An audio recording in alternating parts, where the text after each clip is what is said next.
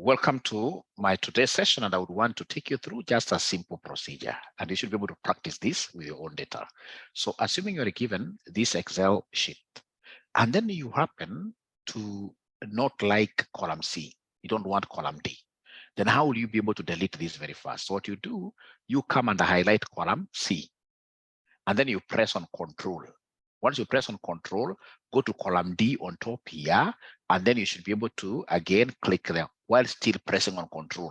So you can see I've been able to highlight those two columns. So once I've highlighted those two columns, to subtract them completely, to remove them completely, then I'll have to press on Control, and then of course together with now minus. So I'm pressing on Control with this hand, right? So Control, I'm already on my Control tab, and then now using this hand, I should be able to say minus. I should be able to say minus like that. You can see those two columns have disappeared.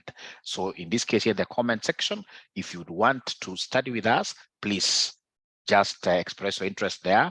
We shall be able to show you what you need to do to become so good in terms of advanced Excel. And then we have business data analytics. That is what we do for a living, and we do this every day. Thank you so much.